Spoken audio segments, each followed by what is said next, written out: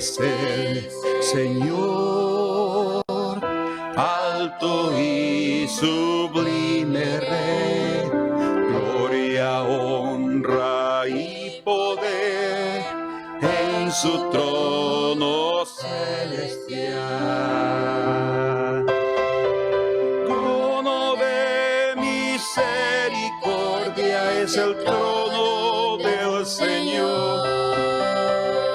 Su gracia es infinita, siempre oportuna para mí. Exaltado en amor, todos lo proclaman, porque Él por amor en sacrificio se entregó a favor del hombre, semejante en todo fue, y en nuestra debilidad Él nos muestra compasión. Trono de misericordia es el trono del Señor. Su gracia es infinita, siempre oportuna para mí.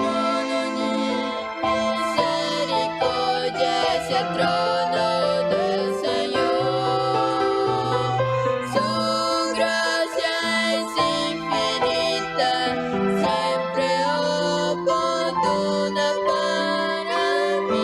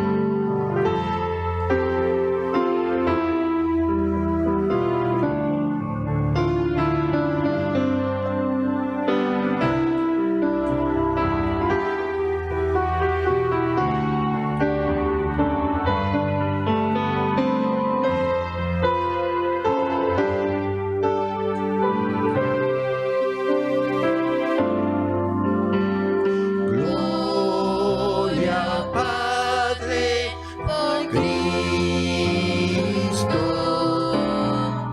que del cielo al mundo envió. Dios en carne se reveló,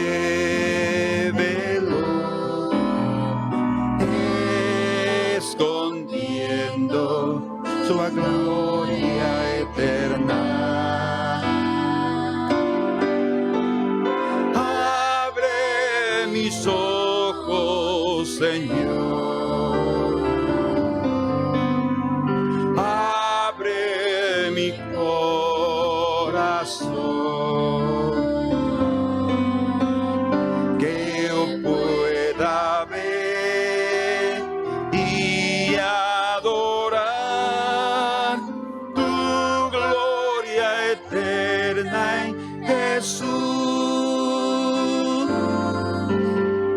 Gloria al Padre por la provisión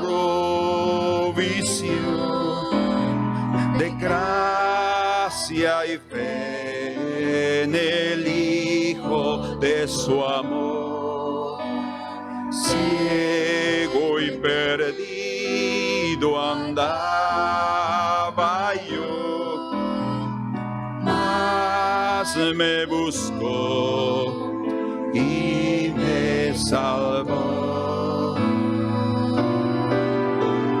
Abre mis ojos, Señor. Abre mi corazón,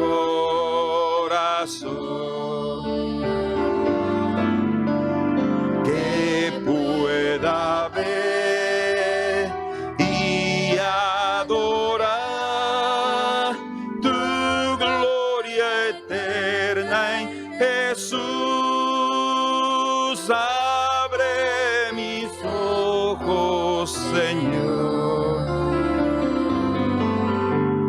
Abre mi corazón,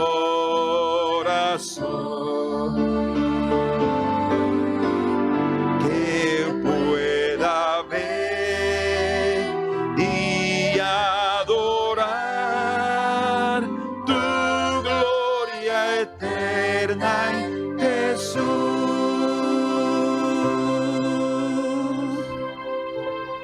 Señor, en el nombre de Jesús, te pedimos por tu gracia, que tu sabiduría, que el Espíritu Santo nos ilumine en esta hora, que la luz de tu presencia, Señor, sea sobre nuestros corazones, para que cada versículo que veamos, que cada comentario que sea hecho, sea con tu bendición y sea para la edificación de nuestros hermanos y de nuestros oyentes. Muchas gracias, Señor, en esta hora, en el nombre de tu Hijo Jesucristo, agradecemos. Amén.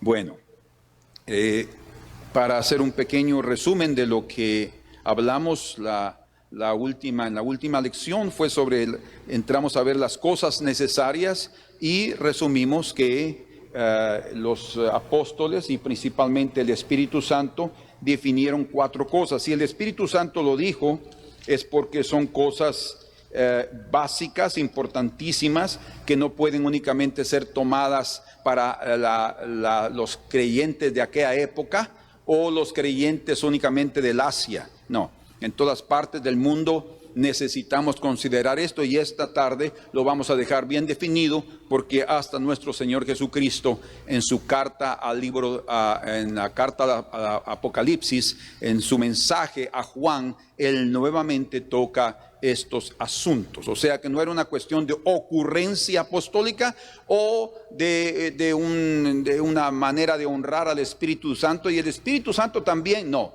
era exactamente lo que el Espíritu Santo estaba diciendo para el bien espiritual. Muchas veces nosotros no entendemos algunas restricciones, algunas correcciones que nos hacen, debido a que nuestro corazón se pone en medio y siempre estamos viendo nuestra conveniencia. Pero tenemos que aprender a ser obedientes, a ser humildes y a entender qué es lo que realmente el Señor quiere de nosotros. Entonces, vimos que hay ciertos aspectos, y lo que vamos a considerar ahora 3 aspectos relacionados con estos decretos. Estamos en la página número 21 de nuestro fascículo, y que nos ayudarán a entender lo que implican espiritualmente. La primera parte que toca lo espiritual es que dijimos que comer cosas sacrificadas, permiten que nosotros participemos del altar. Es lo que sucedía en el Antiguo Testamento cuando llegaban allí los israelitas a ofrecer sus sacrificios al altar. Entonces ellos estaban también participando del altar, o sea, estaban participando también del Dios del altar. Entonces es muy importante en qué altar nosotros estamos, a quién, qué es lo que estamos recibiendo también de ese altar. Según las Escrituras, lo que nosotros, los que comen de los sacrificados a los ídolos, dice, son participantes del altar y comulgan con el Dios de ese altar. O sea, sabemos que hay muchos dioses y hay muchos señores, es un solo Dios y un solo Señor, un solo Rey. Pero los hombres se han creado dioses y se han creado señores, y eso ha afectado sus conciencias. Y esa debilidad la aprovechan los enemigos, los demonios. Satanás y los ángeles caídos se aprovechan de esa debilidad humana y crían dioses, y ellos mismos se convierten en ídolos para esas personas. Dice aquí entonces en 1 Corintios capítulo número 10 y en el verso número 18: mirad a Israel según la carne, los que comen de los sacrificios no son partícipes del altar. Si comen de los sacrificios, son partícipes del altar, específicamente hablando no solo de los que ofrecían también, sino también de los propios sacerdotes, ¿verdad? Como dice también, creo que vale la pena que lo veamos en Levítico capítulo 7 y el versículo número 6, 7:6, y luego el verso 15. Todo varón de entre los sacerdotes la comerá, será comida en lugar santo, es cosa muy santa. ¿Por qué? Porque lo que era colocado ahí era una oferta para el Señor. En el verso 15 dice: y la carne del sacrificio de paz en acción de gracias se comerá en el día que fuere ofrecida, no dejarán de ella nada para otro día. Era un sacrificio importante. ¿Por qué? Porque los que comen del altar también participan del altar. Luego, los que comen de los sacrificios a los ídolos, obviamente, eso es una comparación bien clara, participan del Dios minúscula, de las tinieblas. Porque sabemos, dice Pablo, que las cosas que los gentiles sacrifican, lo sacrifican a los demonios y no a Dios. Imagínense, increíble eso, ¿verdad? Es importante que nosotros tengamos cuidado en esas cuestiones de, obviamente usted dirá, pero es que ahora ya no hay cuestiones de sacrificios. Tal vez no los hay físicos, pero a veces ahora los sacrificios son los sacrificios de nuestros labios. Alabanza. ¿Qué tipo de alabanza nosotros entregamos al Señor? Eso es muy importante. Eso es lo que se dice en el libro de Hebreos, hablando de que acepta el sacrificio de nuestros labios, dice, como las ofrendas de los bueyes, de los corderos, es esa similitud que se presenta a través del sacrificio de los labios. Por eso dice aquí también, vamos a leer nuevamente, aquí en 1 Corintios capítulo 10, en el verso número 19, ¿qué digo pues? Dice, ¿que el ídolo es algo o que sea algo lo que se sacrifica a los ídolos? Son preguntas obvias de respuesta. Y dice, antes digo que lo que los gentiles sacrifican, gentiles, personas, no, el pueblo de Israel también sacrificaba, los gentiles también sacrificaban, pero obviamente lo hacían a dioses que no era el Señor, el único Dios verdadero. Dice, a los demonios los sacrifican y no a Dios. Y no quiero que vosotros os hagáis participantes de los demonios. Deja ir bien claro esta parte aquí. Bueno, pero la cuestión principal de todo esto es huir de la idolatría. Como ya mencionamos, esos 4 aspectos o 4 cosas necesarias mencionadas se resumen en 2. Evitar la idolatría, que hasta el día de hoy existe. No es una cuestión solo de sacrificios físicos, literales. Evitar la idolatría y evitar la inmoralidad, que es lo que vamos a ver en breve.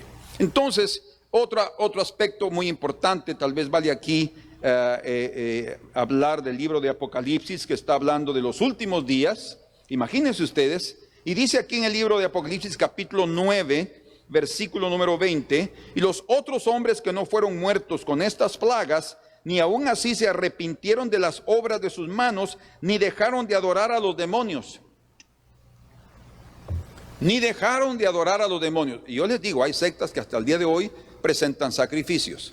Eso no es extraño. En la India, en muchas partes del mundo, en África, aquí mismo, en Brasil y en Guatemala también, existen todavía los sacrificios. Pero imagínense que en los días antes de la venida del Señor, los hombres van a continuar sacrificando a los demonios. Muchos de ellos ni conscientes, otros conscientes y muy satisfechos en estar haciendo algo de las tinieblas completamente. Dice, ni dejaron de adorar a los demonios y a las imágenes de oro, de plata, de bronce. O sea, también tiene mucho que ver adorar imágenes, adorar ídolos. Hay detrás de cada ídolo hay un demonio, dice la Escritura, las cuales no pueden ver, ni oír, ni andar, y no se arrepintieron de sus homicidios, ni de sus hechicerías, ni de su fornicación, ni de sus hurtos. O sea, el Señor continúa tratando con los mismos pecados humanos. Han venido desde los días de Adán y van a terminar hasta los días de la segunda venida del Señor. Entonces el trato es el mismo. No podemos escudarnos y decir eso no tiene nada que ver con nosotros. La Biblia siempre es actual y va a adaptarse exactamente a la condición que nosotros estamos viviendo. Por otro lado, ya vimos entonces el primer aspecto, que es que comer de los sacrificados significa participar del altar. Lo segundo es que llegamos a hacer lo que adoramos, porque si estamos presentando un sacrificio en el altar, sea adoración, sea algo personal, estamos adorando al Señor, ¿verdad? Es lo que hacemos, es lo que representan esos sacrificios de animales, representaban la adoración al Señor. Y lo que nosotros hacemos ahora es adorar, venimos delante del Señor. Es muy importante cómo adoramos, lo que adoramos y la conciencia a quien estamos adorando. Entonces, si adoramos al único y verdadero Dios, llegaremos a ser como Él. ¿Cómo es Él? Vivo y santo. Dice en el Salmo 17, vamos ahí juntos, Salmo 17, versículo número 15. En cuanto a mí, veré tu rostro en justicia. Estaré satisfecho cuando despierte a tu semejanza. ¿Por qué? Porque David era un adorador del Señor y él sabía que en cuanto más pasara él adorando al Señor, más de su presencia, más de su imagen sería reflejada en su propia vida. Entonces nosotros somos lo que adoramos. Si adoramos al verdadero Dios, al único Dios, al santo, al sublime, llegaremos a ser como Él es. Si adoramos ídolos, seremos como ellos. ¿Cómo son los ídolos? Según el Salmo 115, verso 4 al 8, Salmo 135, del 15 al 18, dice que son muertos y fútiles. Muertos porque tienen ojos y no ven, oídos y no oyen, tienen pies y no andan, muertos. Entonces, algo y adorar demonios es peor todavía, tener la influencia del abismo. Entonces, no queremos tener ningún tipo de influencia que contamine nuestro corazón. Por eso es que teniendo conocimiento o no, sabiendo que existe el ídolo y a pesar de que nada es mejor evitar ese tipo de sacrificios. Y otra vez, hoy en día podemos hablar de la adoración. Es importante cómo adoramos y la forma como lo hacemos y hasta la música que utilizamos. Cuando nos advierten que fueron ofrecidos a ídolos, 1 Corintios 10:28 dice allí claramente que si nos dijeron que fueron sacrificadas a ídolos, esas comidas no debemos comerlas. Entonces llegamos a hacer lo que adoramos y nosotros no queremos comer algo o participar de algo que no tiene nada que ver con el Señor. Y tercero, el creyente es templo del Dios vivo. Siendo el creyente templo del Dios viviente, debemos evitar cualquier tipo de contacto en relación a ídolos, para no profanar el templo de Dios. Como ya dijimos, el templo de Dios somos nosotros. Y ya que no existe ninguna armonía entre Cristo y Belial, entre Cristo y Satanás, Belial es otro nombre para Satanás, que su nombre significa sin valor, perverso, eso significa Belial. Por eso debemos nosotros prestar atención al consejo santo del apóstol Juan. Imagínense que en el final de la primera epístola nos advierte de esta manera. En primera de Juan capítulo 5, verso 19 al 21, Juan está escribiendo estas palabras. Dice: sabemos que somos de Dios y el mundo entero está bajo el maligno. O estamos con el Señor o estamos debajo de la influencia del maligno. No podemos decir, no, yo no quiero estar ni aquí ni con este. No hay un término medio. El príncipe de las tinieblas está sobre el mundo y el reino de luz está nuestro Señor. Si nosotros lo seguimos a Él, estamos debajo de esa influencia, si no, corremos el peligro de que ese ángel caído nos engañe. Pero sabemos que el Hijo de Dios ha venido y nos ha dado entendimiento para conocer al que es verdadero. Y dice Juan, y estamos en el verdadero, en su Hijo Jesucristo. Este es el verdadero Dios. Imagínense qué enfática está esta verdad aquí. Este es ¿quién? Jesucristo es el verdadero Dios y la vida eterna. Hijitos, dice al final, guardaos de los ídolos. Nuevamente Juan, a pesar de estar ya al final del primer século de la era cristiana, él continúa diciéndoles a los gentiles, guardaos de los ídolos. ¿Por qué? Porque en todas partes, en todo el mundo, en cualquier país, en cualquier cultura, vamos a encontrar la influencia de ídolos. Y otra vez, detrás de cada ídolo hay un demonio.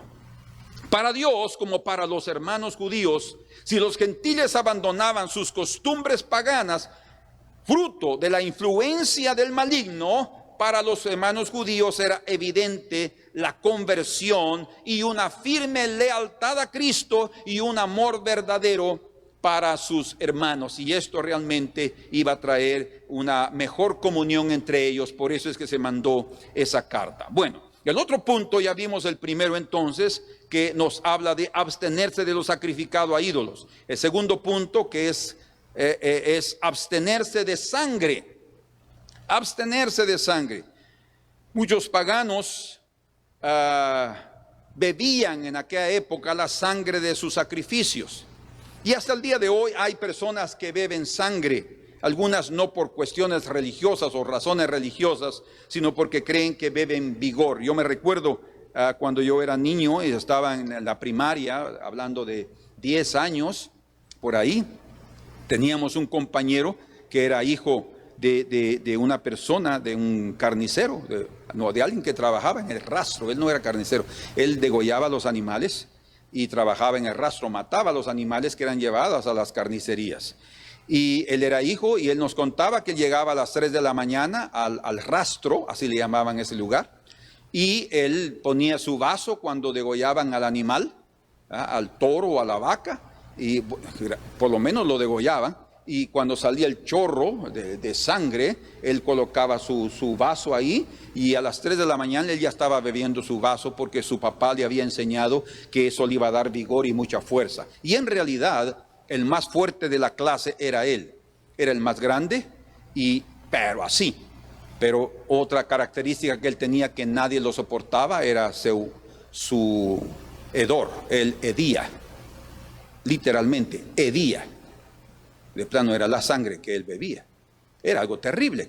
Es más, su apodo era Zorro, porque ninguém lo soportaba, nadie podía estar cerca de él. Es como cuando alguien come ajo. Si él no sabe comer correctamente ajo, va a perder algunos amigos. Y así era con la sangre. Él bebía sangre y nadie le podía. Cuando jugábamos fútbol, pues todavía lo soportaba porque nos ayudaba a defender, porque era grande. Pero su apodo era el Zorro, porque era un hedor terrible. Y hay gente que piensa que puede hacerlo. Yo leí la historia de una mujer, y estas mujeres son adoradoras del enemigo, adoradora literalmente del enemigo, y ella bebe literalmente todos los días un vaso de sangre de cerdo. Estoy hablando no del año 100 después de Cristo. Estoy hablando de actualmente en los Estados Unidos. Ahí estaba la foto de la mujer y yo la vi, era pálida. Parecía transparente. Y ahí estaba ella, y ella sí entiendo que es lo que está haciendo correcto. Imagínense ustedes, son influencias de demonios. Entonces hay que tener cuidado porque hasta el día de hoy, en nuestra era moderna, podemos ser víctimas, como la misma escritura dice, que en los últimos días vendrán burladores enseñando doctrinas de demonios, no doctrinas de hombres. Algunos pensarán, más qué doctrina interesante, son doctrinas de demonios que ya engañaron a ese maestro o a ese hombre que se cree maestro. Entonces, científicamente está comprobado que en la sangre está el historial del hombre, o sea, y también del animal, en relación a su salud o también en relación a sus enfermedades. La razón es porque en la sangre se alojan los virus como cualquier otro elemento patológico que hay en los hombres como en los animales. Por eso el Señor tan sabiamente decía, no beban sangre, coman el animal, pueden comer su animal sin ningún problema, pero tienen que degollarlo y sacarle la sangre para después comer la sangre. Ay, pero ahí tal vez van a quedar algunas partículas, eso ya no es ningún problema. Tú lo degollaste como debe ser hecho, salió la sangre y después se puede preparar. Es como cualquier churrasco que se prepara, siempre habrá algún poquito de sangre. Eso ya no es cuestión de ser exagerados y llegar a rajar cabellos con esa cuestión. Entonces, nosotros tenemos que tener cuidado y no tomar esto como una prohibición exagerada de un fanatismo religioso. No es fanatismo, está aquí en las Escrituras. Y tampoco es una ocurrencia mía, sino que fue parte de los decretos, digámoslo así, esos 4 requisitos, 4 mandamientos, 4 cosas necesarias que el Espíritu Santo y los apóstoles les enviaron principalmente a los gentiles, porque ellos como judíos no tenían ningún problema con esas cosas. Por lo menos en ahogado y cosas sacrificadas a ídolos, ¿verdad? En la otra, en inmoralidad, tal vez podrían tener algún problemita, pero eso también tenía que ser tratado. O sea, en todas maneras lo que estamos diciendo es que cada uno de nosotros tiene que tener cuidado en su vida personal, en su vida espiritual. Entonces, esas 4 leyes eran una revelación del amor divino. Dios lo prohíbe porque busca el bien espiritual y físico del hombre. Es importante, se ha dicho claramente que somos lo que comemos. Y ustedes pueden imaginarse estar bebiendo sangre todos los días de un animal, y principalmente de un cerdo. Eso es terrible. Es más, así como la circuncisión, imagínense ustedes, no comenzó con la ley, la circuncisión comenzó con Abraham. Como el Señor les dijo a los judíos, a los fariseos, y la circuncisión comenzó con los padres, les dijo. La prohibición de no comer o beber sangre tampoco se inició en la ley. Se inició 740 años antes que la ley, en los días después del diluvio. Y esa orden fue dada a Noé. Dice allí en Génesis capítulo 9, verso 3 y 4, todo lo que se mueve y vive os será para mantenimiento, así como las legumbres y plantas verdes. Todo lo que se mueve, animales, y también las legumbres que ya había él establecido como comida para el hombre. Os lo he dado, pero, dice el Señor, esta es una orden, imagínense, desde los días de Noé.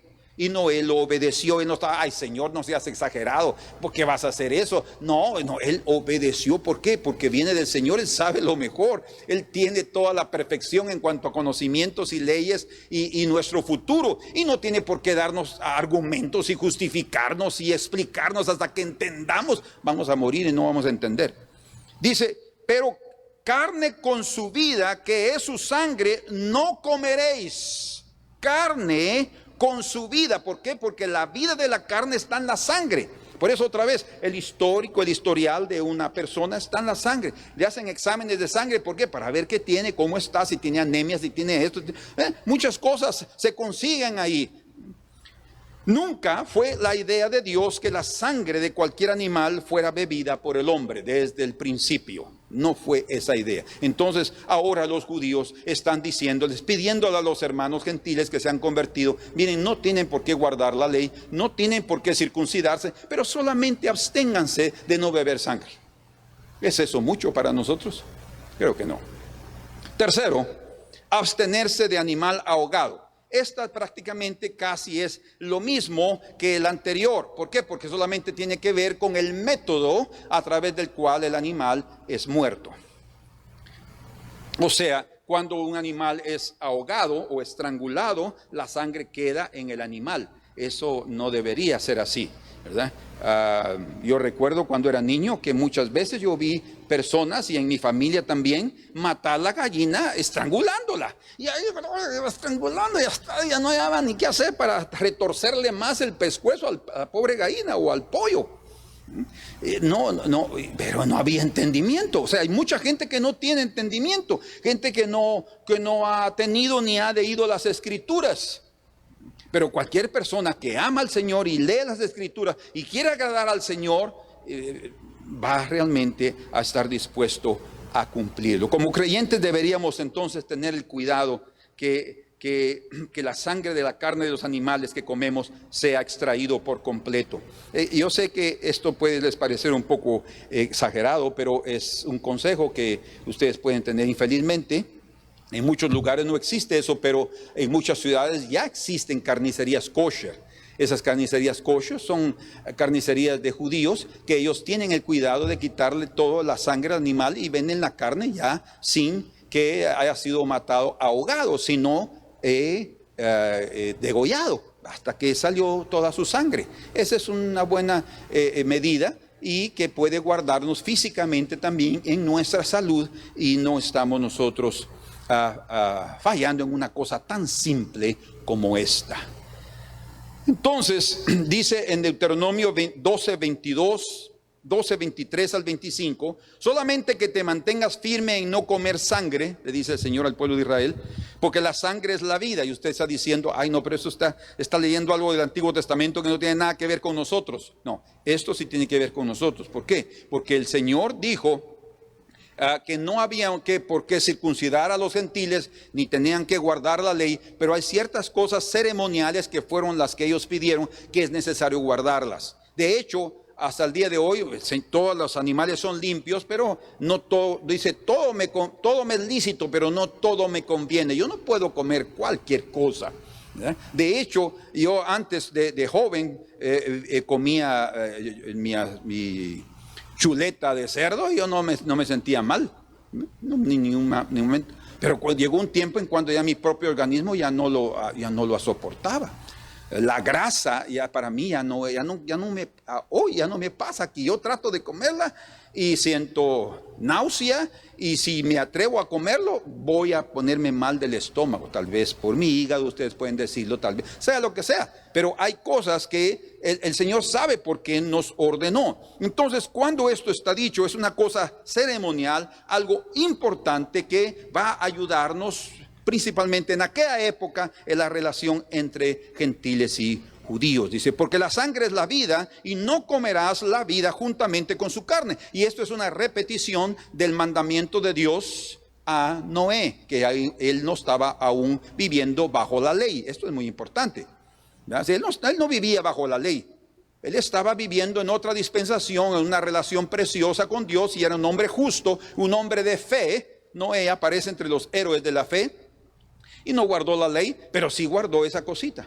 Eso fue muy importante para su vida.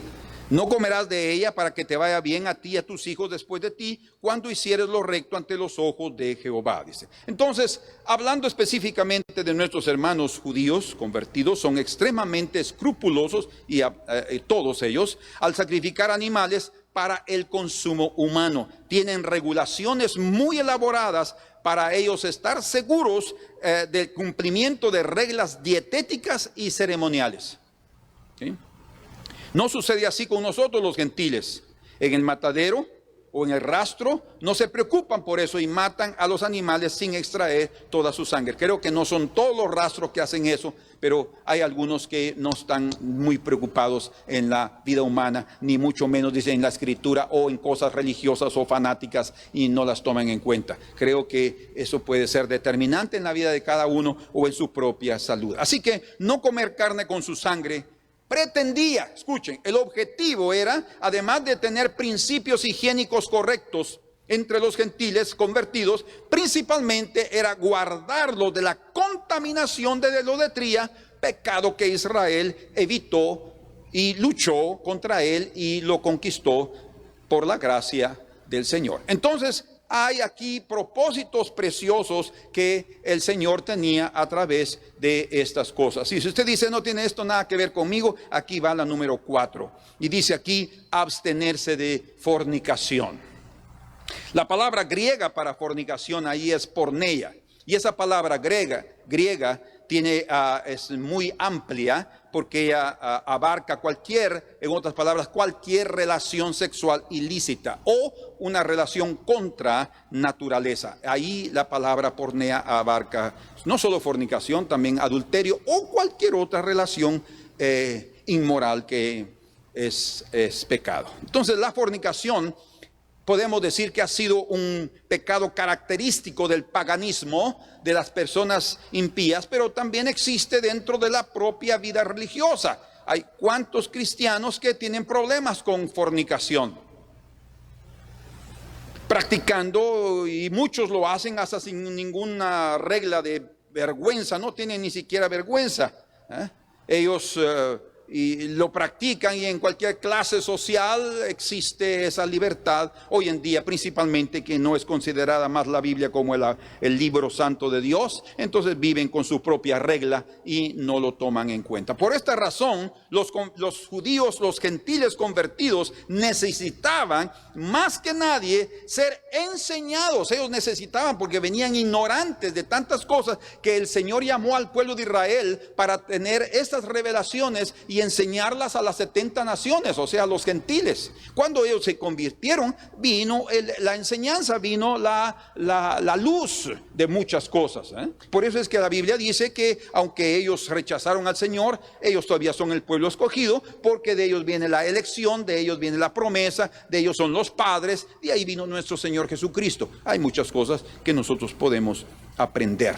Entonces, lo que estaban haciendo con estas 4 cosas era recordarles su responsabilidad de mantenerse alejados de los ídolos, como también de la fornicación, o en otras palabras, de la inmoralidad. Dice aquí en 1 Corintios capítulo 6, verso número 9: ¿no sabéis que los injustos no heredarán el reino de Dios? No erréis, dice, ni los fornicarios, ni los idólatras, tiene que ver con esas 4 cosas, ni los adúlteros, ni los afeminados, ni los que se echan con varones, ni los ladrones, ni los avaros, ni los borrachos, ni los maldicientes, ni los estafadores heredarán el reino de Dios. Y esto aquí es muy claro. No importa si eres cristiano o no, si eres evangélico o no, o de cualquier religión, los que sean de esto no heredarán, o los que practican estas cosas o son eso, no heredarán el reino del Señor. Y encontramos eso en muchas otras partes del Nuevo Testamento.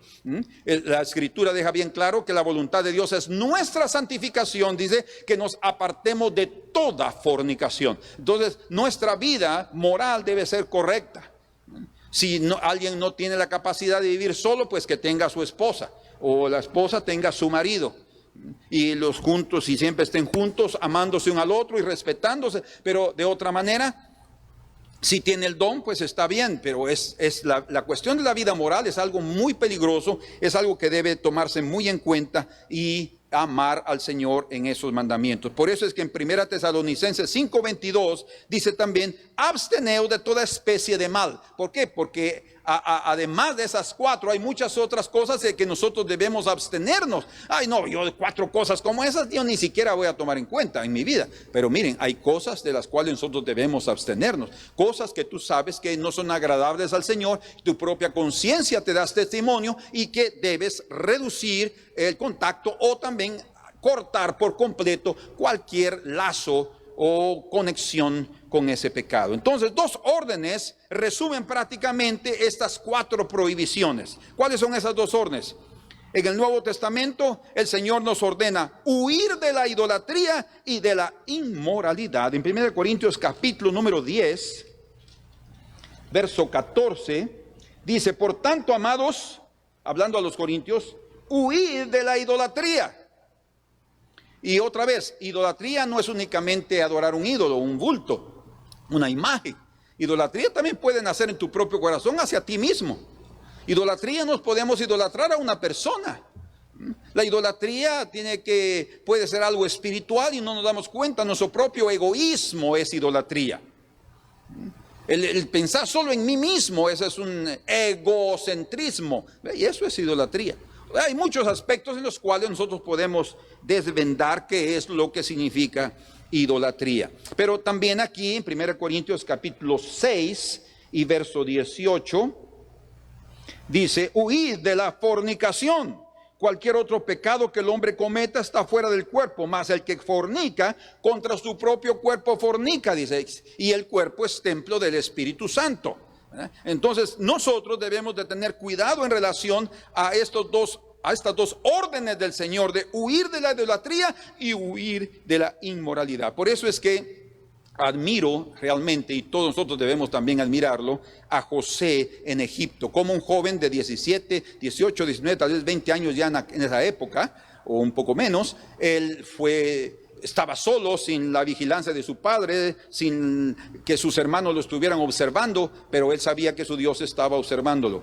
Y cuando él tuvo la oportunidad, no por buscarla, sino porque fue presionado a esas circunstancias, él huyó y dijo: yo no pecaré contra Dios, porque es una cuestión de un pecado contra el Señor. Por alguna razón el Señor lo guardó en la casa de Potifar, lo guardó en la cárcel y lo llevó hasta ser el segundo en Egipto. El Señor lo levantó debido también a su vida moral intachable.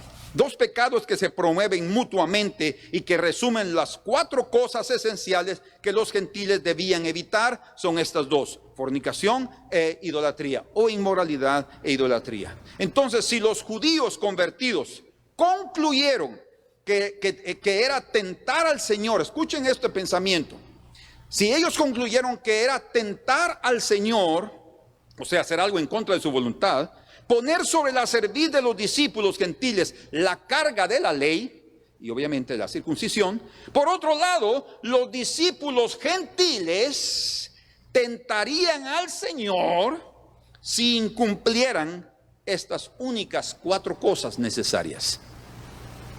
Ellos siguieron viviendo, circuncidándose, ellos siguieron yendo al templo, seguían orando, seguían a la hora de la oración de la mañana, de la oración de la tarde. Ellos seguían con tantos preceptos ahí, guardándolos como parte de su cultura y su religión, y solamente les pidieron a los judíos que guardaran esas 4 cosas.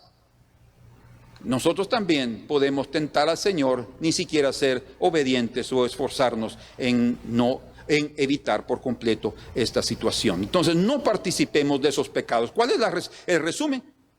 Idolatría e inmoralidad. Son peligrosamente mortales y son infernales. Dice la Escritura en el libro de Proverbios, hablando propiamente de la inmoralidad, dice que aquel que comete adulterio, es parte de inmoralidad, su mancha nunca será borrada. Nunca será borrada. O sea, es algo que se cometió, entonces no tiene perdón. Claro que sí. Una persona que comete cualquier pecado y se arrepiente el Señor puede venir a los pies y va a recibir perdón, ¿verdad? Pero las consecuencias de ese tipo de pecado específicamente no se borran. Puede venir un hijo, puede venir esto, una enfermedad, varias cosas pueden venir como consecuencia. Por eso es que dice que la mancha de alguien que comete eso, principalmente adulterio, tomando la mujer de alguien más, va a cometer un grave error. Entonces, huyamos de ellos y viviremos, y sobre todo tendremos la bendición de nuestro buen y santo Dios. Por último, quiero terminar con esto. Hemos corrido un poco, pero gracias a Dios vamos a terminar esta tarde con este punto. ¿Qué es lo que Jesús piensa sobre esas 2 cosas o sobre esas 4 leyes? Nosotros ya vimos que el Espíritu Santo dijo, y como los apóstoles dijeron, le ha parecido bien al Espíritu Santo y a nosotros. O sea, no era una ocurrencia otra vez apostólica, que era también importante, pero tenía la aprobación del Espíritu. Y como dice la Escritura, el Señor es el Espíritu. O sea, es un solo Dios. Entonces, es el propio Cristo que estaba ahí dando su parecer. Sin duda, este último punto es el más importante, porque a pesar que resaltamos desde el inicio que fue el Espíritu Santo y los apóstoles quienes ordenaron a los gentiles evitar estas 4 cosas, en el libro de Apocalipsis, Juan resalta que fue por orden del Señor Jesús que Él escribió las 7 cartas a la iglesia en Asia, región donde se concentraba el mayor número de gentiles convertidos. Sabemos que Jesús enseñó que todos los alimentos son limpios, eso está claro, lo dice ahí en Marcos capítulo 7, leamos ahí, Marcos 7 versículo 19. No hay ningún problema. 7:19. Porque no entra en su corazón, verso 18, y les dijo, ¿también vosotros estáis así sin entendimiento? ¿No entendéis que todo lo de fuera que entra en el hombre no le puede contaminar? Está hablando de comida. O también hasta de cosas que las personas nos pueden decir. ¿Sabes el oído? Porque no entra en su corazón, aquí específicamente dice, sino en el vientre, comida. Y sale a la letrina. O sea, el cuerpo humano absorbe, fíjense ustedes, no todo lo que comemos se queda en el cuerpo. Impresionante, ¿verdad? El cuerpo humano absorbe el alimento que necesita en el intestino delgado y luego el resto lo desecha. Impresionante. Quiere decir entonces que nosotros muchas veces podemos estar comiendo algo que no lo necesitamos, pero lo estamos comiendo, ¿verdad? Entonces el Señor dice, y se va a la letrina. Esto decía, dice Marcos, haciendo limpios todos los alimentos. Es obvio, por eso es que también el Señor le dijo, Pedro, mata y come, porque él estaba hablando de, en su sacrificio fueron limpios todos los alimentos. Entonces, hermano, usted dirá, yo puedo comer lo que yo quiera, sin duda. Todo me es lícito, dice la Biblia. O sea, no podemos solamente basarnos en un solo versículo, que podemos caer violando otro que aparece más adelante. Dice, todo me es lícito, pero no todo me conviene. Todo me es lícito, pero no todo edifica. ¿Por qué? Porque yo puedo comer lo que me da la gana, pero yo puedo estar afectando al hermanito que no está dispuesto a comer eso, y por mi libertad y por mi conocimiento orgulloso, yo vaya a afectar a aquel chiquito, puede ser una persona adulta, pero que él cree que no se debe comer, y yo lo voy a ofender con eso. Entonces es falta de amor. Ahí está el problema. No todo edifica, dice. Lo que realmente edifica es el amor. Entonces el amor fraternal va a ayudarme a guardarme por bien de los demás. Por eso Pablo dijo, si a mi hermano le es ocasión de caer que yo coma carne, él lo dijo en el sentido figurado, no quiere decir que él nunca más comió carne, no, está diciendo que si algo le ofende a mi hermano, yo no lo voy a hacer jamás, dice. ¿Por qué? Por el amor hacia su vida espiritual. Entonces, a pesar de que el Señor Jesucristo dijo, sí, que todos los alimentos son limpios, Él también, como apóstol y sumo sacerdote de nuestra profesión, así lo describe Hebreos capítulo 3 versículo 1, Él también enseñó contra las cosas sacrificadas a ídolos y contra la inmoralidad. Ustedes pueden recordarse de aquella mujer que fue traída en adulterio, que le dijeron, Señor, ¿qué debemos hacer con ella? Porque según Moisés debemos apedrearla.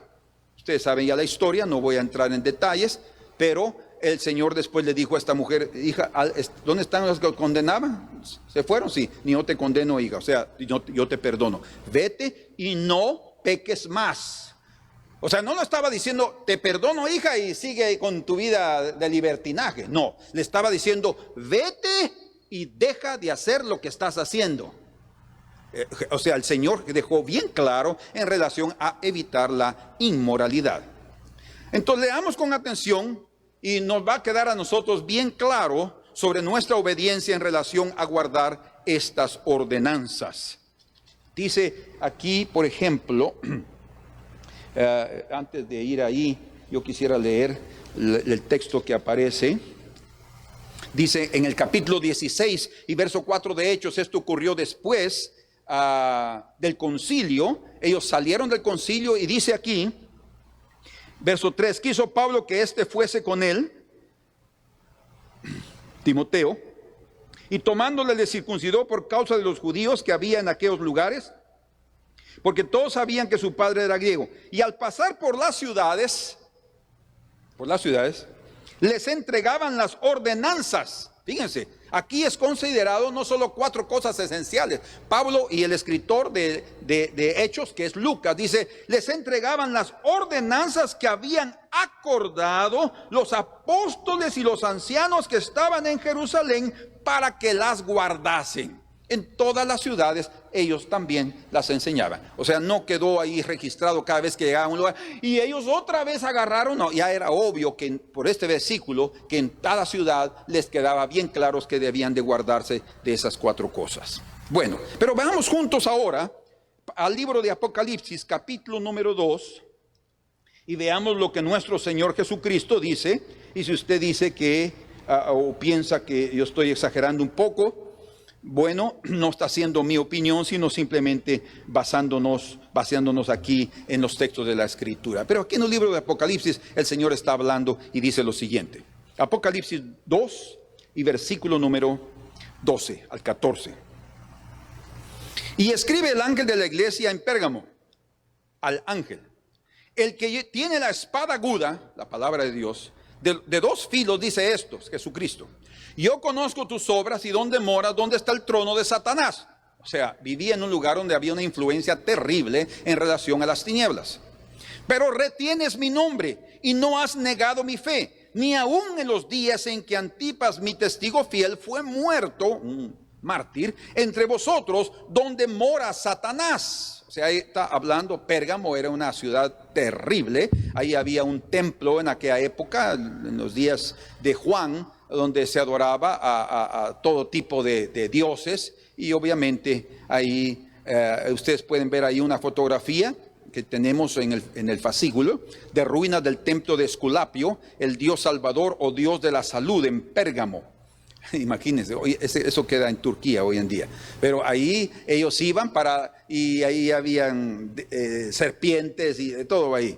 Bueno, pero dice aquí, pero tengo unas pocas cosas. Y él habló donde mora Satanás. Dios, el Señor Jesucristo fue bien claro. Pero tengo unas pocas cosas contra ti, le dice a la iglesia de Pérgamo a pesar de todo su sufrimiento, que tienes ahí a los que retienen la doctrina de Balaam. Escuchen que esta doctrina era en aquella época, pero ya existía en los días de Balaam. Balaam creía en esto. Las doctrinas son estilos de vida que las personas adquieren. Y dice, la doctrina de Balaam, que enseñaba a Balac a poner tropiezo ante los hijos de Israel. A poner tropiezo. Y dice, a comer de cosas sacrificadas a los ídolos y a cometer fornicación. ¿Ustedes se dan cuenta que la doctrina de Balaam abarcaba las 4 cosas esenciales? Porque esas 4 cosas esenciales se resumen en 2. ¿Cuáles son? Idolatría e inmoralidad o fornicación. Y dice aquí que esa doctrina de Balaam, y fue exactamente lo que Balaam hizo con el rey de Moab. Él le aconsejó, como él no pudo maldecir al pueblo de Israel, entonces él le dijo, es muy fácil que Dios maldiga a ese pueblo. La única manera que puedes hacerlo, que Dios derrame su juicio sobre Israel, es que tú hagas que las mujeres de Moab conviden a los hombres de Israel para estar con ellas, y ellos van a adorar a sus ídolos, y cuando hagan eso después caerán en inmoralidad. Y eso mismo sucedió. Imagínense que Balaam no pudo maldecir al pueblo, Dios lo protegió, pero cuando el pueblo cayó en idolatría e inmoralidad, la protección y el cerco sobre ese pueblo fue quitado y el juicio de Dios cayó sobre el pueblo de Dios. Entonces, para el Señor es muy importante que nos guardemos en estas 2 áreas importantísimas. Jesús reprendió a 2 iglesias en Asia Menor, Pérgamo y la de Tiatira. En la ciudad de Pérgamo se encontraba el trono de Satanás, como mencionamos. Era el templo de Esculapio, el Dios Salvador. Imagínense cómo se llamaba, el Dios Salvador. Era una suplantación del verdadero. O Dios de la salud, cuyo bastón, escuchen, y cetro tenían serpientes enrolladas. Era el demonio que estaba ahí. Era él el que gobernaba. Por eso el Señor dice, ahí está el trono de Satanás. Y muchos de nosotros no nos importa, no, esto es parte de una cultura, no, tenemos que tener cuidado en relación a eso. Y es impresionante que los 2 pecados que la doctrina de Balaam enseñaba son, como ya mencionamos, el resumen de las 4 ordenanzas que los gentiles debían evitar. Y por otro lado, es asustador percibir que detrás de la doctrina de Balaam estaba el invisible promotor del pecado de todos los tiempos. ¿Cuál es ese? ¿Quién es? El dragón. La serpiente antigua, Satanás. Balaam, el falso profeta, no consiguió que Dios le permitiera maldecir a Israel, pero sí recibió una maligna inspiración del enemigo del pueblo de Dios, y entonces cayó el juicio sobre Israel. Ya Dios se los resumí. Según la reprensión de Jesucristo, algunos en la iglesia de Pérgamo retenían esa doctrina, dice, o sea, estaban viviendo, practicándola, y por eso tropezaron. Entonces, el Señor no quiere que ninguno de nosotros tropiece en cositas como estas, cuestiones de idolatría y de inmoralidad, porque podemos ser engañados por esa serpiente. Cayeron en pecado y serían objeto del juicio divino, según las palabras del Señor, como en el pasado, a menos que se arrepintieran. La iglesia de Tiatira también fue reprendida. Escuchen qué increíble, aquí termino. Porque esa iglesia también toleró a una profetisa. Primero había que tenían la doctrina de Balaam en Pérgamo, y aquí en Tiatira una mujer que el Señor llamó de Jezabel. Es muy probable que tenía o el mismo nombre de la Jezabel, que era la mujer de Acab en el Antiguo Testamento, o alguien que el Señor la llamó así por su carácter y por sus acciones que eran semejantes a aquella mujer. Jezabel quiere decir Baal exalta, o Baal esposo de, o también impura. Que esta Jezabel dice que seducía a sus siervos, los siervos del Señor, a fornicar y a comer cosas sacrificadas a los ídolos. Increíble, las 2 mismas cosas. ¿Se dan cuenta ustedes que esa doctrina estaba allí? Los mismos pecados de la doctrina de Balaam que se llamaban entre ellos, imaginen cómo eran llamados entre ellos, las profundidades de Satanás. Cosa impresionante. Porque seducían, transmitiendo conocimientos ocultos entre los adeptos. Y hay sectas que llevan a la gente a tener un nivel mayor y mayor y mayor, y revelándoles cosas más profundas. Lo único que están haciendo es condenando su alma al infierno. Concluimos que por orden de nuestro Señor Jesucristo, guardar estas ordenanzas no es opcional para los gentiles, ni fue únicamente una orden para los gentiles de Asia, es una orden para todos los gentiles de todas edades, porque en todo tiempo vamos a experimentar la tentación de la idolatría y de la inmoralidad. Es una cuestión de vida o muerte que demanda de nuestra total obediencia, que Dios nos conceda a todos, hermanos amados, de su gracia para obedecerlo sin cuestionar, porque Él siempre está buscando nuestro bien eterno. Que Dios los bendiga. Si tienen alguna pregunta pueden mandarla. Hasta aquí no me han mandado preguntas, pero si tienen alguna pueden hacerlo. Y yo les recomiendo que lean las preguntas que están después del tesoro bíblico, que las respondan por favor, que esto les va a ayudar a ustedes a entender, y así ustedes van a estar estudiando por sí mismos, y no solamente la explicación del maestro, sino ustedes van a poder comprender y van a decir realmente esto es así, y van a poder vivirlo y a tener ese cuidado. Amén. Nuestro próximo tesoro es el tesoro bíblico número 6, cuando lleguemos al episodio triste de la separación entre Pablo y Bernabé. Amén. Señor, muchas gracias en esta hora por concedernos otro tiempo juntos. Permite, Señor, que lo que se ha enseñado no sea un escándalo para nadie, no sea un tropiezo, no sea algo que venga a afectar su vida espiritual, sino venga a darle mayor firmeza, y tampoco que no venga a darle fariseísmo, sino venga a darle el amor fraternal no fingido, como tú nos has enseñado en Gálatas 6, que si alguno es espiritual y ve a su hermano que falla, tenemos que restaurarlo, dice, con espíritu de mansedumbre. Tenemos que aprender a llevar las cargas los unos de los otros. Señor, ayúdanos en el nombre de Jesús a que cada día nos asemejemos a ti, y que creamos, Señor, que lo que está escrito en las Escrituras sagradas son cosas verdaderas, es lo bueno para cada uno de nosotros, y siempre tú estás buscando lo mejor para tu pueblo. Señor, guárdanos principalmente en estos días finales, para que estemos en pie delante del Hijo del Hombre cuando Él aparezca. Gracias, Señor, en Cristo Jesús. Amén. Dios los bendiga, mis hermanos, y nos vemos hasta la próxima.